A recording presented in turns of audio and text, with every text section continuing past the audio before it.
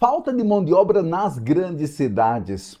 Só para você ter uma ideia, o meu carro para um problema de para-choque, ele levou exatamente 60 dias para ficar pronto. Então eu fui lá na mecânica perguntar o que estava acontecendo e a resposta foi simples e objetiva.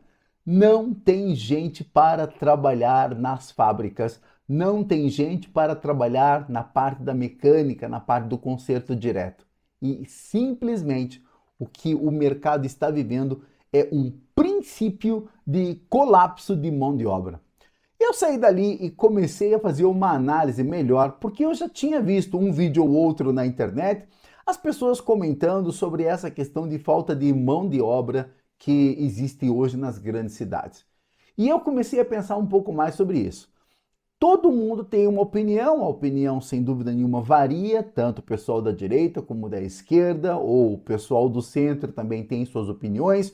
Os empregadores têm o ponto de vista, é claro, deles, donos de empresas, os empregados têm seus pontos de vista, aqueles que não estão registrados, que ainda estão procurando emprego, têm suas necessidades, têm suas colocações, e dentro dessa malha, desse sistema complexo, existe uma ideia que eu acho que a gente pode chegar aqui e começar a estabelecer esta ideia. O meu objetivo aqui, não se engane, eu não quero ser o dono da verdade. O que mais tem aí, pessoas que estão produzindo vídeos, querem ser o dono da verdade. Eu acho que o que eu vou falar aqui para você é uma opinião e é claro, se você, e assim espero, faça seu comentário, até porque para ajudar no engajamento do vídeo, você vai dar a sua opinião. Mas aqui eu acho que nós devemos estabelecer um ponto de raciocínio. Só para você ter uma ideia, isso aqui, é claro, quem é 40 a mais, 50 a mais, vai entender bem o que eu estou falando. Se você no Brasil existisse como um elemento procurando emprego há 30 anos atrás, há 40 anos atrás, a tua opção de busca de emprego era a porta de uma fábrica, era um supermercado, era uma farmácia, era ou você pegar, vender algum objeto na feira ou na esquina, não sei. A sua fonte de dinheiro, ela literalmente estava baseada apenas nesses pontos. E se você não tivesse formação, piorava. Então, é claro que nessa condição você ficava exposto àquilo que aparecia. E a mão de obra realmente ela era em grande massa. As pessoas, as mulheres principalmente, aí há 30, 40 anos atrás, e as mulheres podem me corrigir, elas tinham 4, 5 filhos, diferente de hoje. O que isso tem a ver com a relação de questão emprego? É muito simples. Se eu tenho uma população carente em maior quantidade, esses 3, 4 filhos é uma mão de obra que vai se dissipar no mercado buscando necessidades depois que atinge uma idade mínima. Na época, 16, 17 anos, a pessoa saía procurando emprego. E, é claro, tinha essa mão de obra uma oferta melhor. As indústrias, as empresas, supermercados tinham filas de pessoas procurando emprego. Não faltava mão de obra. Então era fácil, você poderia pagar um salário que você achasse conveniente, ou muitas vezes estabelecido pelo salário mínimo, mas tá, ali tem pessoa sobrando, não tá afim, não quer o emprego, foi embora, vem 3, 4 ali precisando, tá tudo certo. A realidade que eu estou percebendo do mercado hoje é que ela é muito alterada. Eu não trouxe dados aqui para vocês, posso até trazer dados aqui no futuro, mas a realidade do mercado ela é muito diferente do que era anteriormente. Eu conheço gente mais nova, é claro, gente mais bonita que eu, fazendo vídeos aí para TikTok e tirando os seus 2.300, 3.500 simplesmente porque faz ali um vídeo de interação de alguma maneira, uma dança, comentando um elemento ou outro. E o interessante é que essa pessoa que está ganhando seu dinheiro ali com vídeos no YouTube, no TikTok, essa pessoa era a mão de obra que o mercado, que a farmácia, que as indústrias, elas estavam esperando. Talvez a uberização, talvez ali o entregador de alimentos, o entregador de produtos, de comércio, trabalhando com a sua moto, trabalhando com o seu carro, ganhando o seu dinheiro apenas fazendo entrega, quer seja iFood, quer seja Amazon, talvez não seja essa a mão de obra que o supermercado, a farmácia, a indústria, eles estavam esperando para bater na porta deles buscando uma forma de fonte de renda. Nós deveríamos levar aqui esse questionamento. Não tenho dúvida que o pessoal da direita vai vir aqui e vai falar assim, mas o Bolsa Família tira a mão de obra da sociedade. É a opinião dele, eu vou respeitar.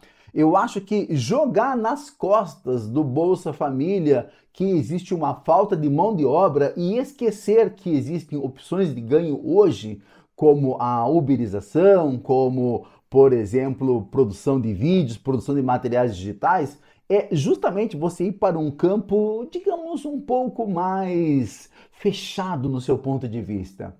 Só para você ter uma ideia, há exatamente 20 anos atrás, para você abrir uma loja virtual, era extremamente difícil abrir uma loja virtual. Era extremamente difícil. Você precisava contratar uma empresa, você precisava contratar alguém que colocasse os produtos da sua loja virtual, fizesse a disponibilidade para você daquilo que você estava oferecendo e tudo era muito mais difícil. Hoje você tem inteligência artificial que faz para você uma loja virtual em minutos, com um design fantástico, onde você tem o controle dos seus produtos, faz o front-end, o back-end, tudo muda.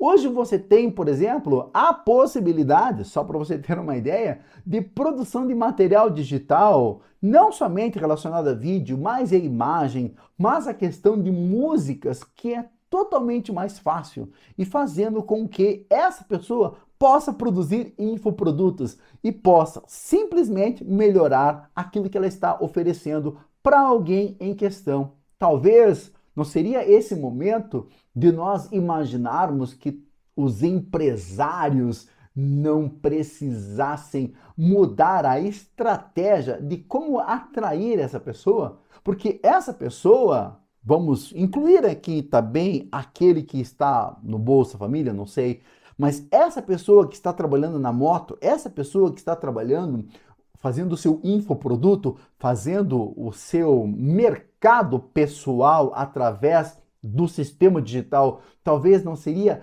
necessário criar algum elemento para atrair essa mão de obra, que muitas vezes é uma mão de obra específica, especializada, que o mercado perdeu? Eu quero levantar esse questionamento com vocês aqui. Eu vou lhe dar um exemplo como o empregador e o empregado, eles estão, parece que são dois elementos conflitando. A minha esposa achou bastante interessante uma oferta que aconteceu de vaga para a área digital e ela entrou em contato com a empresa. A primeira coisa que a empresa falou foi o seguinte: nós queremos aqui uma pessoa PJ. Então, a minha esposa automaticamente pensou, eu como CLT, eu tenho uma solicitação de salário. Agora, como PJ, eu faço uma outra solicitação de salário com outra condição de trabalho. Primeiro que eu não sou obrigado a comparecer na empresa, até porque eu como empresa decido se vou trabalhar home office ou não. Eu como uma pessoa PJ, né, se for considerada aqui a condição de o indivíduo, a empresa contratar você como se fosse uma outra empresa oferecendo trabalhos, ela mesma disse, o meu salário ele é outro, porque agora eu também estou recolhendo o meu INSS, porque agora eu também estou recolhendo a mesma condição de um dinheiro de reserva para mim, como um FGTS. Várias condições ela foi colocando, ou seja, para a CLT ela tinha um salário e para a PJ ela pediu um salário praticamente o dobro do que ela estava pedindo. E a empresa ficou parada olhando, no caso o representante, tentando entender o que ela estava falando. Claro, se você está se oferecendo como um PJ, alguém está imaginando que você é como um empreendedor. Se você é um empreendedor, quem faz o seu salário é claro, a sua oferta de mão de obra para aquela empresa é você, porque você vai trabalhar para ela e poderá trabalhar para outra empresa. Portanto, quem estabelece o seu horário de trabalho e a que mão de obra você especificamente vai trabalhar é você. A empresa ela não pode chegar para você, você vai fazer essa mão de obra, esse trabalho, esse trabalho, esse trabalho. Não, eu sou PJ. Como PJ, eu faço naturalmente aquilo que é específico ao qual estou me oferecendo para trabalhar. E aí a conversa acabou. Então você sente literalmente que o empregador está querendo falar de um jeito e que o empregado está querendo falar de um outro jeito. E isso aqui é uma coisa meio louca, porque você acaba literalmente vendo que parece que são dois mundos paralelos que eles não confluem mais situações harmônicas entre eles.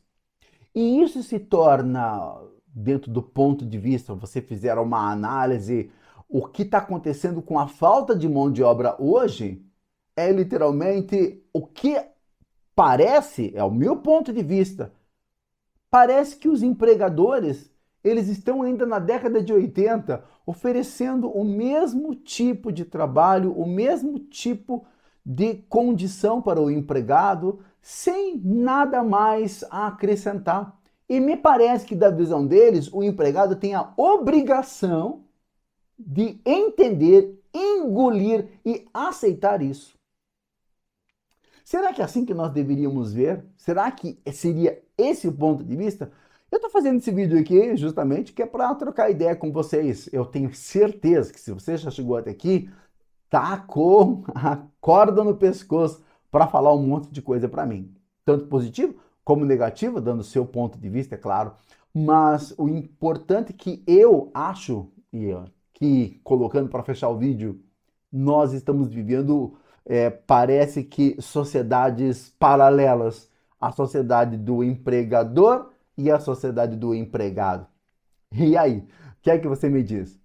Gente, era isso que eu queria falar para vocês. Te encontro no próximo vídeo. Um grande abraço. Não se inscreveu aqui no canal ainda, se inscreve.